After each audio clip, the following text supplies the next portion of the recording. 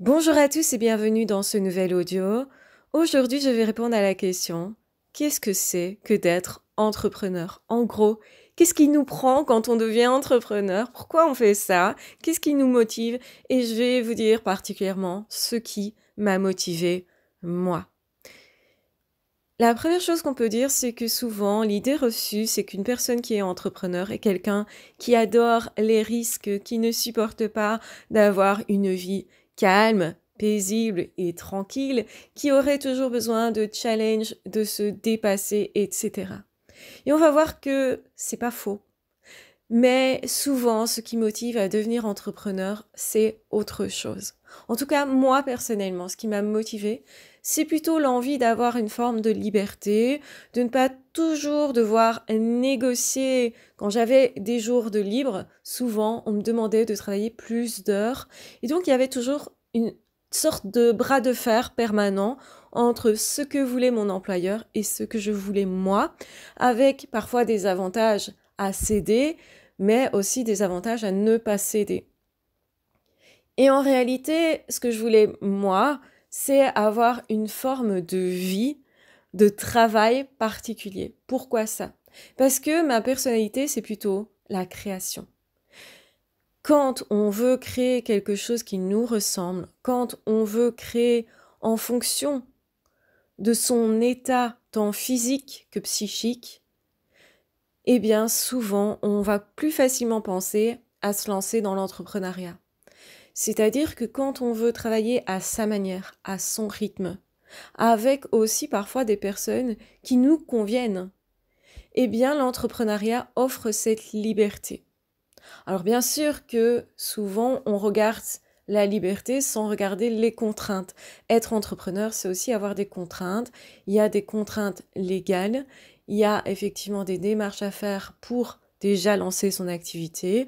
On doit inscrire son activité avant de commencer quoi que ce soit. Mais même peut-être en amont, on doit tester. Tester, est-ce que cette idée est une idée qui va pouvoir fonctionner? Autrement dit, est-ce que je vais pouvoir me nourrir si je travaille dans l'entrepreneuriat? Quelles sont les charges et qu'est-ce que je vais ramener réellement comme argent? Alors, c'est justement la partie de flou, c'est qu'on ne sait pas trop bien ce qu'on va gagner ou pas quand on n'a rien testé. Et donc, du coup, c'est ce qui peut aussi faire vraiment peur.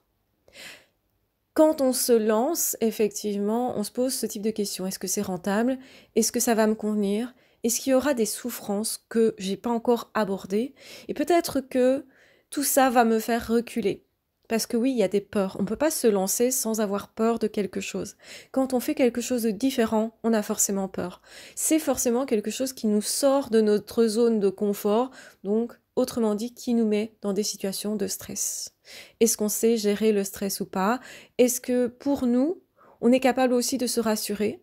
C'est super important de comprendre qu'un entrepreneur doit avoir cette faculté de se rassurer, de prendre le temps de se dire, OK, qu'est-ce que je risque vraiment? En gros, je ressens de la peur, je ressens du stress, j'ai peur qu'il arrive ceci ou ça, je sais identifier en fait, eh bien, ce qui me fait peur, mais derrière ça, est-ce que j'arrive à me rassurer? Les gens qui n'arrivent pas à gérer leurs émotions, généralement sont aussi des personnes qui n'arrivent pas à se rassurer. Et être entrepreneur, ce n'est pas différent que d'avoir soigné parfois des parties de soi, donc d'avoir fait de la thérapie. Si j'étais dans un milieu très insécurisant et même peut-être toxique, où mes parents ne me rassuraient pas, si je n'ai pas trouvé un moyen de me rassurer moi-même dans mes angoisses, dans mes peurs, il est probable que je ne me lance pas à cause de ça, ou que je ne continue pas à cause de ça. Parce que la peur va prendre toute la place. Et quand la peur prend toute la place, notre cerveau ne peut plus raisonner. Et donc on ne sait pas trouver des solutions parce qu'on est trop stressé, parce qu'on voit plus le problème que le fait de chercher des solutions. Donc quand, durant sa vie, on a affronté des difficultés, on a rencontré des gros soucis, mais qu'on a aussi été une personne à toujours se relever, à persévérer, psychologiquement à se dire je dépasserai ça, je trouverai des moyens de changer ma vie. Je vais changer, autrement dit, ma condition de vie et j'ai l'habitude d'affronter une certaine détresse psychologique et j'ai aussi mis en place des stratégies pour trouver des solutions quand j'allais pas bien. Et tout ça va servir l'entrepreneuriat. Et c'est pas ce à quoi on pense directement. On se dit, un entrepreneur est d'office fort. Ben non, un entrepreneur, c'est quelqu'un qui peut avoir justement beaucoup de sensibilité. Justement, c'est peut-être pour ça qu'il veut devenir entrepreneur. Moi, c'était mon cas, pour développer ce qui me passionne vraiment, pour être aussi aligné et avoir cette impression d'être enfin à ma place. Parce que aussi, j'avais cette impression de faire des choses qu'on me demandait de faire et pour lesquelles j'étais plutôt douée, mais qui ne m'inspiraient pas profondément ou plus vraiment. J'avais aussi le besoin de trouver du sens dans ce que je faisais. Alors cette liberté, elle est mesurée, elle est calculée, elle n'est pas totale. On n'est jamais tout à fait libre de tout parce que nos choix, eh bien, vont aussi nous pousser à nous mettre dans certaines obligations. Si on veut durer dans l'entrepreneuriat, il faut vendre quelque chose, rentrer de l'argent, il faut produire quelque chose, de la valeur, savoir se connecter à des personnes qui potentiellement pourraient devenir des clients. Il faut savoir aussi s'écouter parce que si on se pousse trop loin, on va vers un burn-out. Si on ne va pas assez loin, on va vers une faillite potentielle. Donc comment je gère mon temps d'activité et d'inactivité? Comment je vais gérer ma vie personnelle, privée, et mon travail? Est-ce que ça se rejoint? Est-ce que c'est bien séparé? Et la difficulté peut être justement de séparer les choses. Et l'angoisse, ça peut être justement la peur d'être seule. Quand je suis dans une société, et c'était mon cas, tous les jours, j'étais entourée de plusieurs personnes, une vingtaine de personnes que je voyais régulièrement, tous les jours, voire même que j'entendais en permanence quand je travaillais. Alors ça, pour moi, c'était un peu le côté un peu difficile, c'est d'être en permanence dans l'excitation, dans le bruit aussi. Et parfois, j'avais besoin de m'isoler, d'être plus au calme. D'autres fois, je trouvais que c'était intéressant de partager avec les autres et de les avoir en permanence autour de moi. Et donc, du coup, je me posais la question, est-ce que ça ira de travailler toute seule, tous les jours, tout le temps? Parce qu'on ne va pas passer de je vais un petit peu m'isoler. Non. Je vais être tout le temps dans des conditions différentes. Et donc, c'est pour ça que c'est normal que changer sa vie au niveau de son travail, c'est quelque chose qui va challenger beaucoup, mais angoisser beaucoup. Et c'est pas parce qu'il y a de la peur que on ne peut pas faire. C'est juste que je me pose des questions sur est-ce que je vais gérer ou pas. Et donc, c'est à ce moment-là qu'il faut savoir se rassurer, se dire, ok, est-ce que dans certaines situations similaires, j'ai déjà trouvé des solutions? Est-ce que je saurais trouver des solutions en moi? Ou au contraire, est-ce que je vais être dans une détresse psychologique? Autrement dit, est-ce que j'ai l'habitude de gérer moi-même ma vie, de résoudre moi-même mes problèmes, d'aller chercher des solutions et de savoir poser des questions, de solliciter certaines personnes? Ou au contraire, je suis plutôt une personne qui demande aux autres de gérer ma vie, mes émotions, mes problèmes. Et en fonction de mon caractère, je vais être douée ou pas dans l'entrepreneuriat. Une personne qui se laisse porter par la vie, qui ne décide rien, a peu de chances de devenir entrepreneur, à moins de changer cette attitude-là. Donc en fait, commencer une activité professionnelle, ça parle profondément de nous. Et aussi, ça nous demande d'aller travailler ce qui est le plus difficile chez nous, c'est-à-dire nos parts d'ombre. Parce que oui, on a tous peur de quelque chose, et souvent des peurs, c'est très profond. Quand on regarde les peurs des autres, on se dit « Oh, ça va. Non, mais t'avais peur d'être seul, mais non. C'est plutôt cool d'être seul. » Moi, je sais que j'aime bien la solitude. Je sais aussi que j'aime bien le lien. Et j'avais cette peur de me sentir isolée, de me sentir finalement dans une détresse psychologique parce que je n'aurais plus de lien.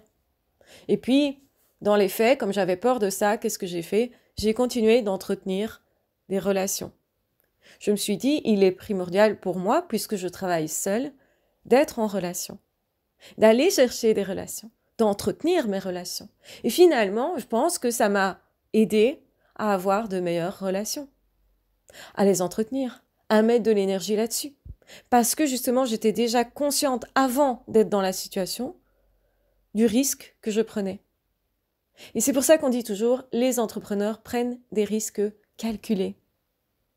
Des risques calculés, ça veut dire, j'ai vu le risque, je me connais, je peux avoir peur de ça, et donc qu'est-ce que je vais faire concrètement pour que ça n'arrive pas? Qu'est-ce que je vais faire concrètement pour ne pas être en faillite?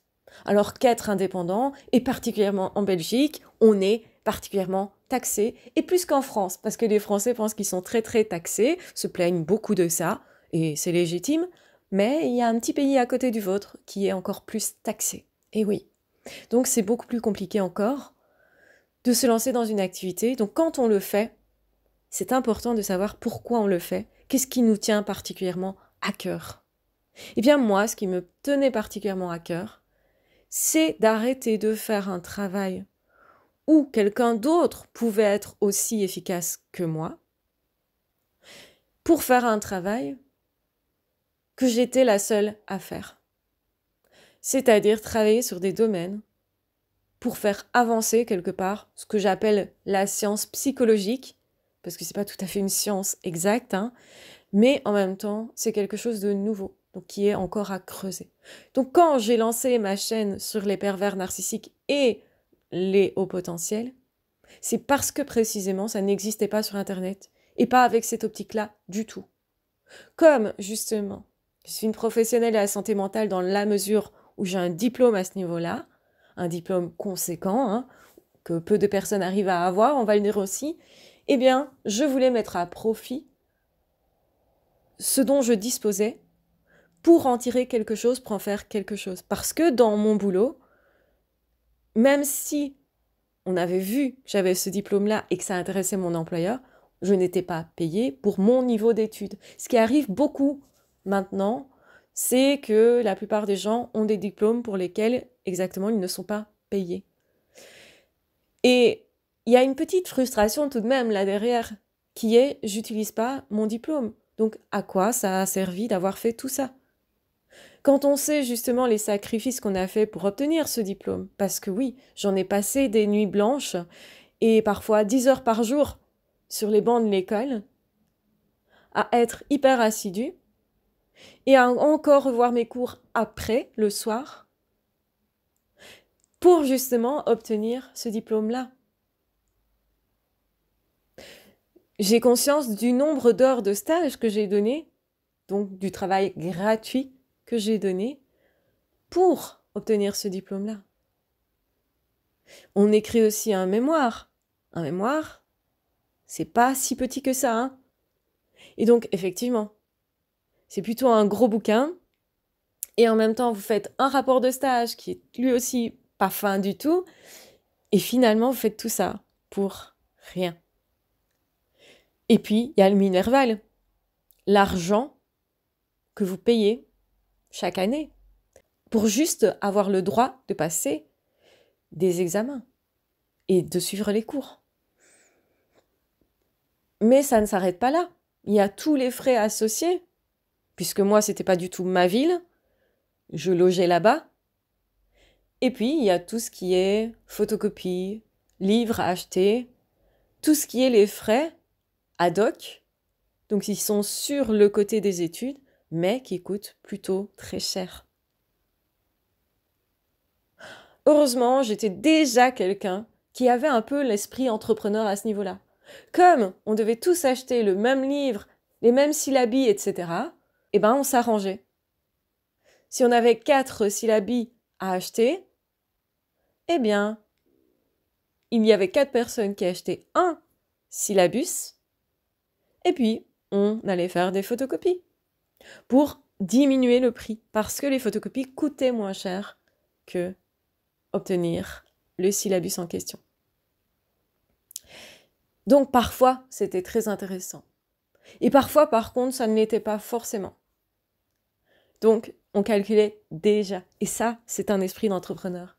Est-ce que la dépense que je fais est un investissement? Ben oui, quand on paye des études, on paye un investissement. C'est-à-dire, on se développe soi pour apprendre quelque chose. Et pour aussi avoir une légitimité. Parce que dans les soins de la santé mentale, vous ne pouvez pas pratiquer ici en Belgique sans avoir de diplôme. Et donc, du coup, effectivement, il va falloir se plier à des règles et connaître ces règles. Qu'est-ce qu'il est le plus intéressant de faire ou de ne pas faire étaient déjà des questions que je me posais à l'époque. Mon sens pratique était déjà là. Ma capacité à me relever après les échecs était déjà là. Cette capacité que j'ai eue durant mes études de me dire « Tu as perdu une bataille », quand j'avais loupé quelque chose, je me disais « Tu as perdu une bataille, mais tu n'as pas perdu la guerre ». Cette phrase m'a accompagnée et m'a permis de tenir le coup. Le fait que je me dise « Rien n'est encore perdu » est aussi une phrase qui était importante pour moi. Donc le mental que nous avons nous permet de réussir ou non ce qu'on entreprend. Et c'est fortement lié aux études. J'ai compris à un moment donné, et je me souviendrai toujours de cet instant, alors que j'étais déjà en 2e année, quand je me suis dit, quand tu crois en toi, tu as de meilleurs points que quand tu ne crois pas en toi. Et pourtant, tu es la même personne avec les mêmes capacités. Quand j'ai constaté ça, je me suis dit, mais c'est dingue ce que fait sur soi le fait de croire en soi. Et j'avais entendu parler d'une étude, justement, où certains professeurs avaient dit à certains élèves « Toi, tu es plus doué que les autres, je suis sûre que tu vas réussir. » Donc ceux qui étaient les plus valorisés, encouragés et qui croyaient le plus en eux ont été ceux qui avaient le plus de résultats. On leur a même dit qu'ils avaient un QI supérieur. Ce qui n'était pas vrai dans l'étude en question, mais après coup, les résultats de cette étude, c'était que les élèves qui avaient été le plus en train de croire en eux-mêmes étaient ceux qui avaient le mieux performé. Et donc, effectivement, je me suis dit, quand je crois en moi, quand je crois que je peux le faire, je le fais. Je finis par aboutir. Et c'était dingue pour moi de voir ça, de comprendre aussi que les galères scolaires que j'avais eues dans le passé étaient dues surtout au fait que je ne croyais absolument pas en moi. Et j'étais une spécialiste pour ne pas croire en moi, pour me discréditer aux yeux des autres, pour dire que je n'en valais même pas la peine. J'avais vraiment cette attitude et ça a beaucoup marqué ma vie. Donc changer ça, ça a beaucoup changé ma vie. Même si c'était pas du jour au lendemain, j'avais conscience que je me battais contre ma propre opinion de moi-même. Et c'est ça, c'est ce constat qui m'a fait me dire, mais quel gâchis! Et ce gâchis, je le dois à moi-même, et même pas aux autres en fait. Même si j'ai croisé plein de personnes qui avaient des opinions plutôt néfastes sur moi, mais en réalité, j'avais adopté moi-même les opinions des autres. Et c'est ça qui me faisait du tort en fait. Parce que j'avais cru à ce qu'on m'avait dit. Et donc j'ai décidé de commencer à croire à autre chose, que je pouvais y arriver. Et c'est en obtenant mon diplôme que je me suis dit jamais plus personne ne me dira que je suis bête. Parce que je pensais avant que je n'étais pas intelligente forcément.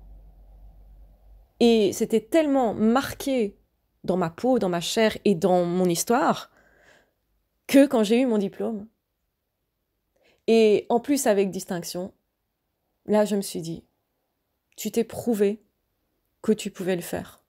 Tu t'es prouvé que tu avais les capacités. Et plus personne ne pourra jamais te discréditer à ce niveau-là.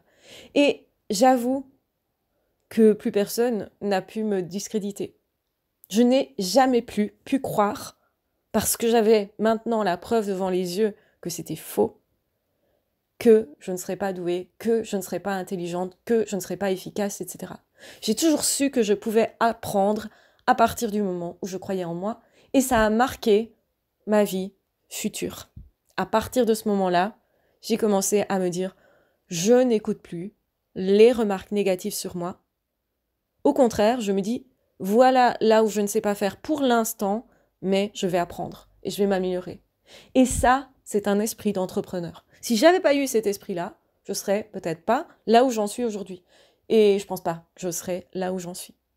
Pourquoi je vous explique tout ça? Pour vous expliquer que votre façon d'être entrepreneur va dépendre de votre histoire, de votre vie, de votre passé et de vos traumatismes résolus. Et où malheureusement, de ce que vous portez encore comme blessure. Et c'est l'occasion d'aller mettre le doigt, mais ça fait très mal, de mettre pile poil le doigt là où vous avez des blessures, là où vous êtes fragile, là où ce sont vos zones d'ombre. Êtes-vous capable de vous aimer malgré le fait que vous avez devant les yeux tout ce que vous ne pouvez pas être et faire à cet instant-là? La question, elle n'est pas petite. C'est une question que je me suis posée. Et donc, c'est un travail de tous les jours de me dire, non, arrête de te dire que tu es nul, arrête de te dire que tu n'y arriveras pas, arrête de ne pas croire en toi, crois en toi et en tes facultés d'apprentissage, d'être en progrès, d'être toujours présente et d'être toujours en train de te dire, tu as peut-être perdu une bataille, mais tu n'as pas perdu la guerre. Parce que la vie, elle n'a pas de fin réellement. On peut toujours recommencer à essayer. À l'inverse de l'école où vous devez apprendre des choses dans un temps imparti, et moi, sincèrement, intérieurement, ça me mettait en colère parce que je me disais, mais quelle différence entre l'élève qui réussit en première session et celui qui réussit en deuxième session. Alors que peut-être celui de deuxième session a eu des points plus hauts que celui de première session et donc a acquis des compétences supplémentaires. Et pourtant, on va pointer du doigt celui qui a une deuxième session, ou tu as une deuxième session, c'est nul, etc. Alors qu'en fait, le diplôme a la même valeur. À la fin, on a quand même le même diplôme. Et c'est très important de comprendre que celui qui en deuxième session réussit est en fait celui qui est le plus en train de croire en lui-même, qui ne se décourage pas face à l'adversité. Et je pense qu'il y a beaucoup plus de valeur du coup de réussir en deuxième session qu'en première. Alors, évidemment, si vous le faites en première, c'est très très bien. Je dis pas ça. Une fois que les choses sont acquises, elles sont acquises. Mais pourquoi, en un temps de 2 mois, qu'est-ce que ça change fondamentalement de ne pas avoir été capable il y a 2 mois de quelque chose et d'en être maintenant capable? Qu'est-ce que 2 mois dans une vie? Rien du tout. Et donc pour moi, c'était aberrant de se dire que il valait mieux réussir du premier coup et que celui qui échouait une fois mais réussissait derrière avait soi-disant moins de valeur que celui qui réussissait directement, qui était vu comme le bon élève. Moi, je pense sincèrement qu'il y a une vraie valeur dans le fait de persévérer. Et que si je n'avais pas persévéré, parce que j'étais pas bonne à l'école, en tout cas dans les apparences, je ne l'étais pas, en réalité, j'étais perturbée émotionnellement par beaucoup de choses dans ma vie de jeune fille, on va dire ça. Et donc ça a impacté beaucoup la confiance que j'avais en moi, ou que je n'avais pas, on va dire ça, hein. Elle était inexistante, c'est pas compliqué. Et surtout, ma façon de me percevoir dans mes capacités, qu'elles soient intellectuelles, manuelles, etc. En fait, j'ai commencé à faire des bijoux vers l'âge de 15-16 ans de façon plus assidue, même si j'en faisais déjà avant. Quand j'étais petite, etc., j'en avais fait, mais c'était plus comme ça. J'ai vraiment commencé à faire ça quand j'étais harcelée à l'école, parce que ça, je savais que je pouvais faire. Parce que ça, j'étais sûre, manuellement, que j'étais capable. Et c'est parce que je recherchais là où j'étais capable d'avoir confiance en moi, que je faisais ça. Et c'était un des seuls domaines dans lesquels j'avais confiance en moi. Parce que ma vie, elle n'était pas terrible à ce moment-là. Et je pense que c'est essentiel de comprendre que si vous avez cette capacité de vous accrocher à une chose, même une toute petite chose qui fonctionne, eh ben vous avez la capacité d'être entrepreneur. Parce que être entrepreneur, c'est exactement ça. C'est savoir dépasser les obstacles, savoir recroire en soi quand on s'est gamellé, de ne pas voir l'échec comme étant un échec, mais quelque chose à apprendre, de se dire je n'écoute pas quand on me dit que je suis nulle parce qu'à ce moment-là, c'est facile de me critiquer. C'est facile pour les autres, mais c'est facile pour moi aussi de ne plus croire en moi. C'est extrêmement facile. C'est ce qui me demandera le moins d'efforts, c'est de me croire nulle et d'abandonner. Mais si je veux être honnête avec moi, je mérite qu'on croie en moi et donc je mérite de croire moi-même en moi-même. Et les autres ne croiront pas en vous avant que vous ne croyiez en vous. Et ça, beaucoup de personnes ne le comprennent pas. Ils vont attendre des autres d'être reconnus, d'être valorisés, d'être aimés même, alors qu'eux-mêmes ne s'aiment pas, ne se valorisent pas, ne se reconnaissent pas dans leurs capacités. Et si vous avez compris ça, vous avez compris ce que c'était que l'entrepreneuriat. Et pourquoi je fais de l'entrepreneuriat? Pour soigner mes blessures, certes, pour aller me mettre le nez pile dans ce qui fait mal, dans ce qui ne va pas dans ma vie aussi, parce qu'on est obligé de le voir quand on veut réussir en tant qu'entrepreneuriat. Et quand je parle de réussir, c'est juste continuer une activité, réussir à la maintenir. Je ne parle pas de faire des millions. Et c'est pour ça que quand vous commencez à faire ce genre de choses, vous comprenez que votre vision de l'argent, elle ne peut faire que se transformer. Pourquoi? Mais parce que les gens qui font de l'argent, ce sont des gens qui ont appris à croire en eux-mêmes, qui ont dépassé des difficultés, mais qui en ont rencontré beaucoup. C'est pas du tout des gens qui ont eu la vie facile, parce qu'on a cette illusion que avoir de l'argent, ça nous crée une vie facile. En fait, avant d'en avoir, vous ne pouvez pas réussir quelque chose sans avoir cru en vous, et c'est-à-dire sans avoir été dans des galères.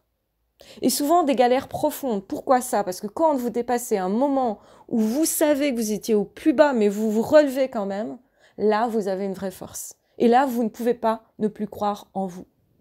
C'est en dépassant une dépression qui a duré longtemps, en étant harcelée à l'école, en perdant ma meilleure amie en même temps, donc en étant en deuil, et en même temps en perdant la personne de laquelle j'étais folle amoureuse, tout ça en même temps, et que en même temps, j'avais pas confiance en moi, en même temps, il y avait des difficultés un peu partout dans ma vie de famille, etc. C'était la catastrophe partout. En même temps, mes amis m'ont laissé tomber. Et en même temps, j'ai changé d'école. Et donc, cette période où tout s'est passé en même temps, si j'avais pas su la gérer, tous ces changements-là, je n'aurais pas pu devenir entrepreneur parce que j'aurais eu plus peur du changement complet. Et c'est pour ça que moi, changer complètement quelque chose pourrait me sembler hyper excitant. Et que l'excitation, elle peut prendre le dessus sur la peur. Et quand vous avez ça, vous savez que vous allez le faire. Vous savez que ce ne sera pas facile. Vous savez que vous pouvez douter et avoir peur et stresser. Mais vous savez que vous le ferez et que ça va en même temps être super excitant parce que à l'origine de plein d'apprentissages. Oui, l'entrepreneuriat, c'est vouloir apprendre. Oui, c'est vouloir aussi se trouver soi. Et se tester soi. Et c'est un peu à la marche ou crève, c'est-à-dire c'est assez extrême. Alors oui, on peut dire que je ne gagne pas des millions, ça c'est sûr, je ne suis pas riche. Mais je suis riche de compétences, de connaissances sur moi depuis que je me suis lancée complètement dans l'entrepreneuriat. Parce qu'au début, j'étais un petit peu timide, j'ai mis un petit pied dedans en me disant « Bon, je fais des petits bijoux, donc je peux quand même prendre quelques heures par semaine pour déclarer une activité complémentaire. » Et je me remercie 1000 fois d'avoir fait déjà ce pas-là. Parce que le désir de vivre de mes passions était déjà présent. Et en fait, a toujours été présent. Même toute petite, j'avais déjà cette envie-là. Je me voyais travailler, mais je me voyais heureuse dans le travail. Je trouvais même que le travail, c'était une valeur pour moi. C'était quelque chose d'intéressant en fait. Et donc ça aussi, ça marque le pourquoi je me suis lancée. Et je vais le dire, j'ai travaillé beaucoup d'heures depuis que je me suis lancée. Donc complètement, depuis 7 ans. Je me suis lancée en tant qu'entrepreneur partiel, donc en complémentaire, indépendant complémentaire, autrement dit, en 2012, fin de l'année. Et je l'ai fait sans rien dire à personne, parce que c'était mon truc à moi.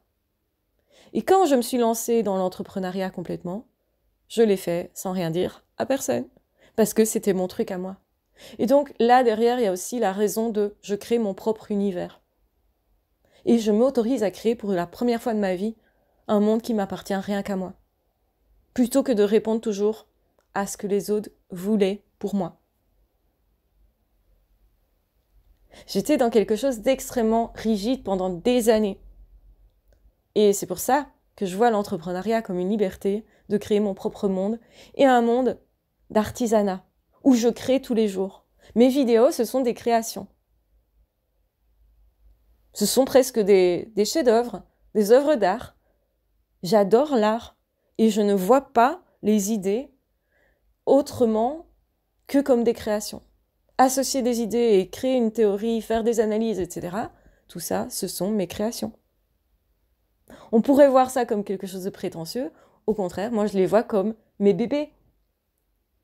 Et donc, du coup, effectivement eh bien, ça fait ma particularité. Ça fait aussi, quelque part, ça façonne encore plus ma personnalité. Le fait d'être entrepreneur, c'était, je me rencontre moi, et ce, complètement. Et j'ose. Là où j'avais jamais osé, en fait. Là où j'étais souvent restée dans l'ombre des autres, ou dans l'ombre tout court, ne pas briller, ne pas qu'on me voie. Ça, c'était une de mes spécialités. Mais c'est terminé. Et donc, j'ai dû accepter déjà de me voir en vidéo. Et donc, évidemment qu'on voit tout ce qui ne va pas, toujours. Et surtout quand on est perfectionniste. Et je ne suis pas perfectionniste dans tout. Je suis perfectionniste que par rapport à mes créations, en fait. Donc, ce que je souhaite obtenir comme résultat, en fait, est déjà dans ma tête. Donc, je sais ce que je veux exactement, et c'est le défi, c'est justement faire correspondre ce que j'ai dans ma tête pour le mettre dans le monde, le créer dans le monde. Et cet espace de création, honnêtement, il m'a apporté énormément. Et c'est pour ça que je vous remercie continuellement de pouvoir me faire vivre cette aventure. Parce que vous ne seriez pas là, ça n'aurait pas du tout la même saveur, ça n'aurait pas de saveur. Faut être honnête. Parce que le fait de repartager mon monde avec vous, c'était une chance inouïe. Et une chose que je n'avais jamais eu l'occasion de faire, en fait, de toute ma vie. Donc pour la première fois, je pouvais montrer ce qui se passait en moi au niveau de mes pensées, et je pouvais faire en sorte que ça serve à quelqu'un d'autre. Et que même ça soit une base de lien avec les autres. Donc j'ai trouvé ça génial, hyper riche. Et c'est pour ça qu'on ne devient pas entrepreneur par hasard, on le devient pour être plus soi. Et on entendra souvent dire « non mais c'est par défi, parce qu'on aime le changement, parce qu'on aime avoir le couteau entre les dents, l'excitation de partir à l'aventure, etc. » Il y a un côté comme ça, on ne peut pas le nier. Il y a le « je pars à l'aventure ». Mais moi, ça rejoint complètement mon optique de « j'ai toujours voulu travailler sur moi profondément ». C'est pour ça aussi que j'ai fait la psycho, pas que, mais pour ça notamment. J'ai toujours voulu retransmettre ce que je découvrais. J'avais un cursus plutôt scientifique avant, où je me posais la question, qu'est-ce que je fais? Les mathématiques, la physique, qu'est-ce que je fais? La biologie, parce que tout ça m'intéressait profondément. Et du coup, j'avais cet esprit, c'est génial, les scientifiques qui découvrent quelque chose et puis ils apportent ça au monde. Et c'est ce que j'ai voulu reproduire, mais par la psycho. Le truc, c'est que c'est moins facile d'être reconnu là-dedans. Parce que c'est pas carré. Et qu'on est encore dans un monde qui favorise le matériel. Et que même, beaucoup de personnes associent le fait d'entrepreneur avec juste le fait de vouloir se faire de l'argent.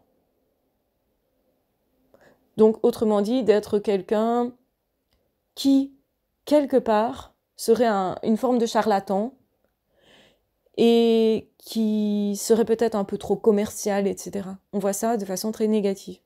Mais ce qui m'a aidé, moi, c'est d'avoir justement traversé, transité par des boulots qui semblaient ne pas me correspondre vraiment. Quand j'ai travaillé dans un parc d'attractions, quand j'ai travaillé dans des magasins, quand j'ai travaillé par intérim, tout le monde pouvait me dire et me sortir cette phrase « ce n'est pas au niveau de tes études. Qu'est-ce que tu fais là-dedans ?» Beaucoup on m'a dit ça. Et mon père lui-même m'a dit ça.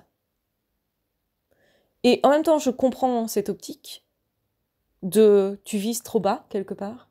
Et en même temps, je savais intérieurement que je cherchais quelque chose de fondamental là-dedans. Quand j'ai été travailler dans un parc d'attractions, j'étais obligée constamment d'être en contact avec des gens très différents. Donc j'étais obligée de m'adapter à toute une série de personnes, à comprendre très rapidement la situation, leurs besoins, et à répondre très rapidement. Et moi qui étais renfermée et timide, il y avait une recherche de sortir de ma coquille. Je le faisais pour moi, en fait, aussi. C'est sûr que je ne le faisais pas pour l'argent, si vous aviez vu ce qui me restait en fin de mois. Voilà. on va passer dessus, surtout pour le nombre d'heures que je faisais. Mais ça m'a apporté énormément de liens et de connexions avec les autres, au point que j'ai gardé beaucoup de contacts avec ces personnes-là, malgré toutes ces années qui ont passé. Et malgré le fait que tout le monde pensait que j'avais rien à faire là. En plus, le truc, c'est qu'on me voyait dans ma famille comme quelqu'un qui physiquement n'avait aucune résistance. Parce que le sport, c'était pas mon truc à l'époque, parce que, j'étais mince comme un clou, donc j'étais tellement épaisse que tout le monde se disait, elle tiendra pas 2 jours. Je n'ai appris tout ça qu'après, ce qu'il se disait, dans ma famille notamment. Et moi, j'ai cru. La différence, c'est que moi, j'ai vu tout ce que j'allais y gagner, de me mettre dans des situations qui, pour moi, étaient super inconfortables, parce que c'était compliqué d'accueillir les gens, etc. Mais je suis vraiment sortie de ma coquille, et j'ai pris le pli de m'habituer au fait de pouvoir, à certains moments, être hyper à l'aise avec plein de personnes autour de moi. Et dans du bruit, de l'agitation, etc. Et du coup, j'ai aussi fait partie d'un groupe de personnes avec des liens hyper forts. Et c'est un truc qui me manquait à ce moment-là. Après mes études, il me manquait de voir des gens. Donc ça répondait pleinement à mes besoins du moment. Aussi, après ça, j'ai été dans des magasins et j'ai appris la vente, la gestion des stocks, comment on accueille les clients, comment on clôture une caisse, comment justement on fait le bilan du mois, de l'année, etc. Comment on gère les invendus, comment on gère les objets cassés, détériorés, etc. Comment négocier avec les fournisseurs. J'étais dans un magasin où on pouvait tout faire. En fait, parce que la plupart du temps, le gérant n'étant pas là, il fallait qu'on s'adapte. Et comme j'étais quelqu'un qui était intéressé par tout, très curieuse de tout, j'ai su m'adapter. Mais c'était vraiment pas gagné, parce que j'avais jamais fait ça de ma vie. J'avais jamais tenu une caisse, j'avais jamais géré des comptes de comptabilité. La comptabilité, ça m'était complètement étranger. Mais j'ai toujours adoré les chiffres. À l'inverse de beaucoup de personnes qui, dès qu'ils voient des chiffres, attrapent des boutons, moi, j'ai toujours adoré les chiffres. Et je comprenais que si le chiffre était bon, eh bien, je pouvais être satisfaite de moi-même. Et on m'avait fait cette réflexion, mais on dirait que c'est ton magasin. Alors que je travaillais pour une société. J'étais tellement investie qu'on m'a dit, on dirait que c'est le tien. Et c'était pas anodin, j'ai compris que j'adorais la vente en fait, que j'adorais toutes les stratégies qu'il y avait derrière, la gestion du personnel, la gestion de comment on gère en fait tout un magasin et comment le magasin s'insère dans la société, ce qu'il rapporte à la société de façon générale. Bon, après il y a eu des couacs parce que j'ai rencontré des supérieurs qui trouvaient que le rendement du magasin n'était pas suffisamment bon par rapport à en fait tout le reste. Et en fait, ils étaient en train de couler la boîte. Et donc, dans ce cas-là, il fallait éliminer les personnes qui, coûtaient le plus cher. Et comme je faisais partie des personnes, j'étais pas très âgée, mais je faisais partie des personnes qui étaient le plus âgées, donc qu'ils payaient, entre guillemets, le mieux. Je mets vraiment ça entre gros guillemets parce que j'avais un temps partiel et parce qu'en gros, j'avais 900 € par mois. Ce qui n'était pas grand-chose en fait. Mais je n'étais pas tout près de mon domicile, donc ils me payaient plus de trajets, des choses comme ça. On pesait aussi dans la balance. Et donc un jour, le contrat étant terminé, puisque c'était déterminé, ils ne m'ont pas réengagé tout simplement. Mais j'ai compris, moi, à travers cette expérience, l'amour que j'avais pour servir chaque personne, expliquer que tel produit allait donner telle expérience à telle personne. Et j'ai compris aussi la connexion que je pouvais avoir avec les gens. J'adorais les gens. J'ai compris que j'adorais les gens, en fait, aussi, à ce moment-là. Je le savais d'une certaine façon déjà, mais j'ai compris que j'étais capable aussi physiquement. Donc, autant par mon expérience dans le parc d'attractions, où finalement je fermais des harnais que les gros bras me disaient « mais comment tu fais ?» En fait, moi, j'utilisais l'impulsion de mon corps. Donc, je courais sur le harnais et avec la force du mouvement, j'arrivais à fermer les harnais plus vite que certains hommes qui utilisaient leurs bras. Et donc, il y avait des jeux qui étaient mis en place comme ça où où le truc était de finir avant eux, etc. Enfin bref, on jouait à des trucs. Et donc tous ces petits défis, ces moments de connivence, de partage, etc. m'ont marqué et m'ont beaucoup aidé dans mon entrepreneuriat. Parce qu'on ne peut pas créer une activité professionnelle sans que ça implique de remettre en question tout ce qu'on a fait avant et tout ce qu'on a aimé d'avant. Et c'est pour ça que moi je sais que j'adore me connecter avec vous, que j'adore vous proposer des nouvelles choses qui vont vous apporter des nouvelles opportunités, des nouvelles solutions.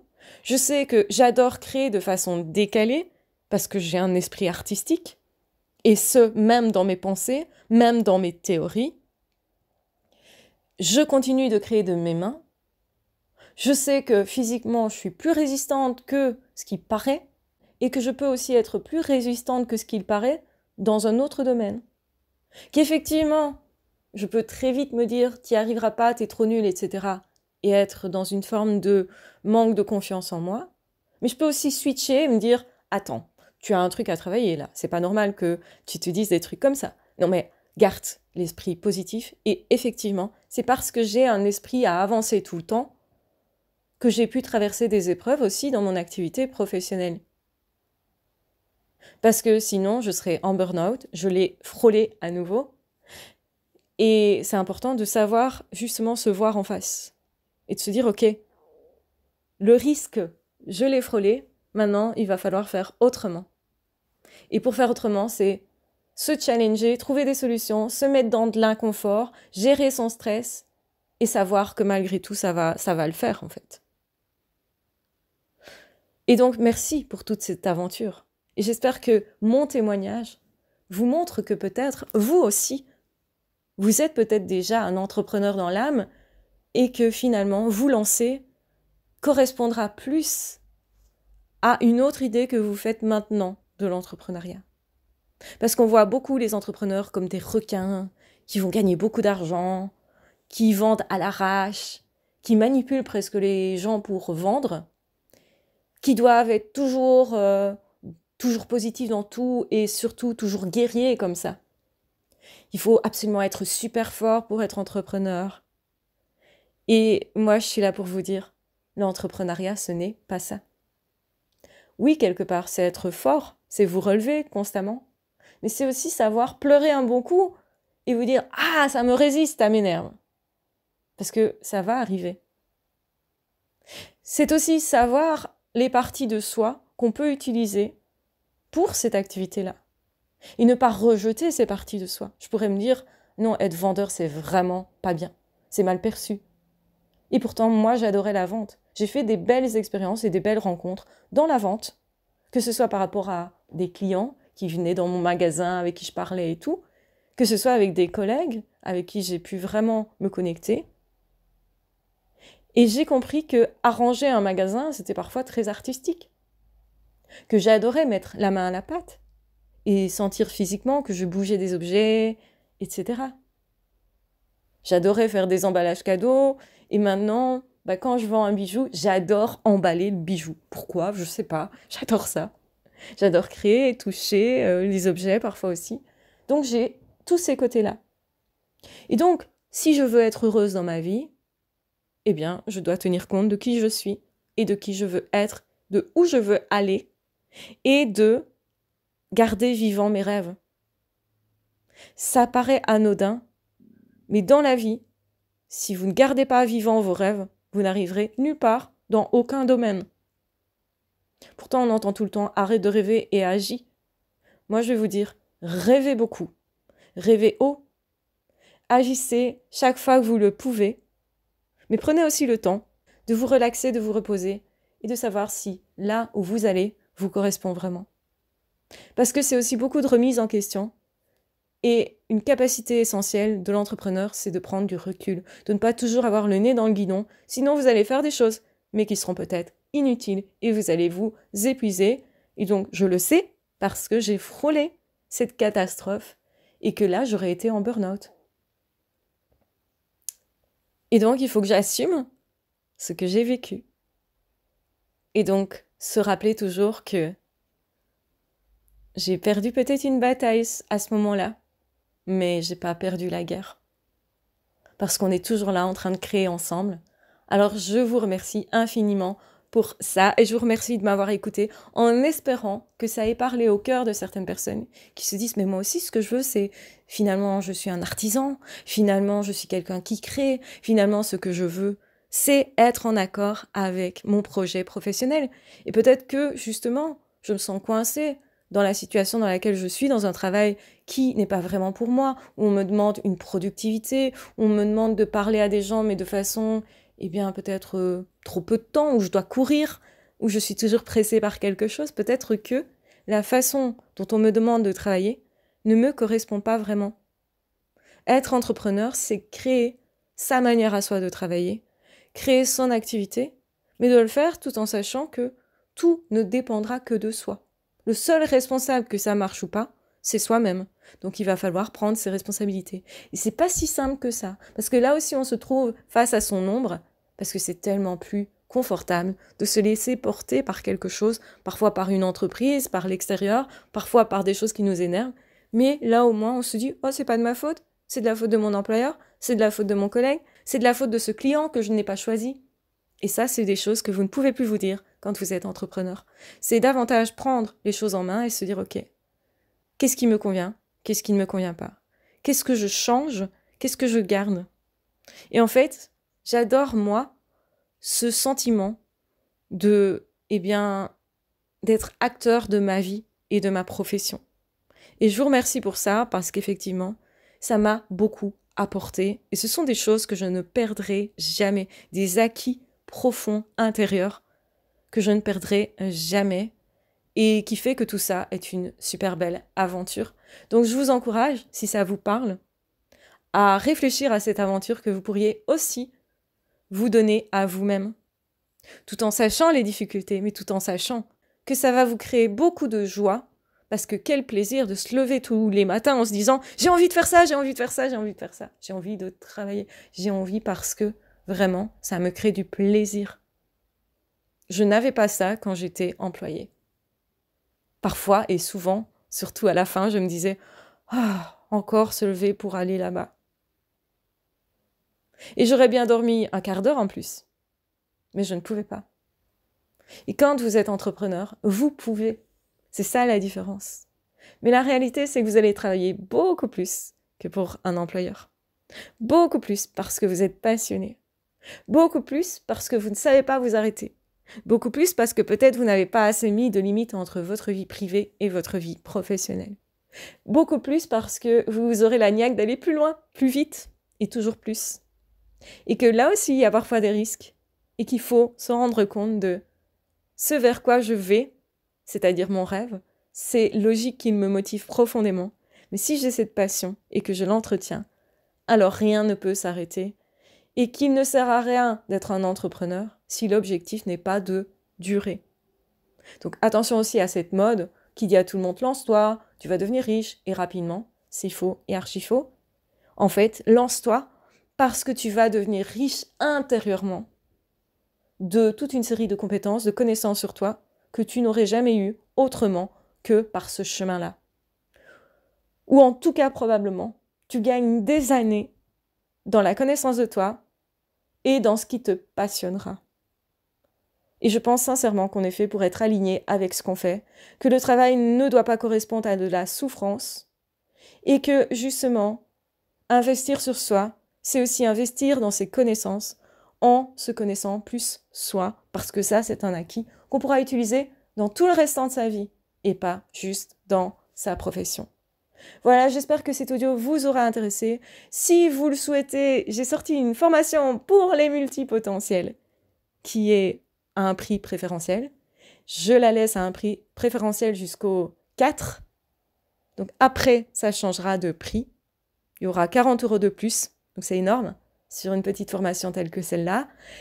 Mais j'ai envie de favoriser les personnes qui me suivent régulièrement, qui me connaissent ou qui vont être touchées particulièrement par mon histoire et qui auront envie d'en savoir plus sur tout ce que j'ai appris durant ces 7 ans. Alors, j'ai résumé ça très très fort, mais honnêtement, eh bien, j'espère que vous pourrez en profiter pour vous lancer et pour ne pas partir de zéro. Parce que souvent aussi, ce qu'on a qui nous freine, c'est le fait de croire qu'on est seul que on ne peut pas aller chercher des infos alors qu'il y a des personnes qui l'ont fait avant vous. Et donc effectivement, l'intérêt, c'est aussi de se former parce que l'entraide est importante. Et donc, se former pour investir sur soi, pour mieux justement gérer ma future vie d'entrepreneur et connaître justement avant coup l'expérience de quelqu'un d'autre va me permettre d'avoir des points de repère et donc de pouvoir aussi peut-être possiblement calmer mes peurs et donc me lancer plus facilement.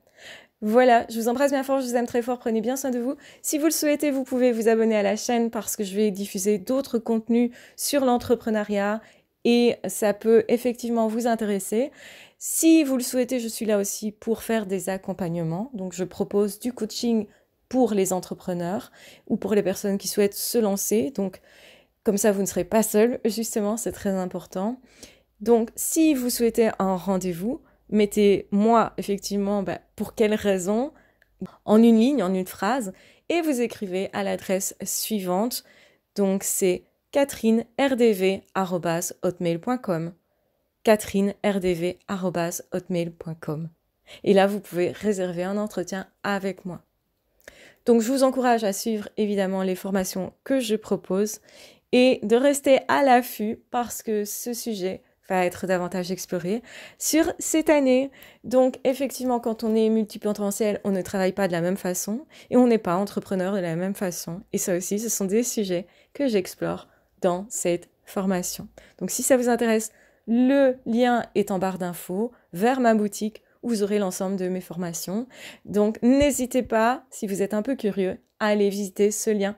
Voilà, je vous embrasse bien fort, je vous aime très fort. Je vous souhaite une excellente journée et on se retrouvera très vite dans d'autres audios ou dans d'autres vidéos. Ah, ciao, bye bye. Dites-moi en commentaire si vous avez des questions sur mon parcours, les choses que vous aimeriez savoir. Peut-être que j'ai pas pensé à dire certaines choses, à expliquer certaines choses, c'est très probable. J'espère en tout cas que cet audio vous aura intéressé et qu'il sera bénéfique pour vous. Prenez bien soin de vous. Ah, ciao, bye bye.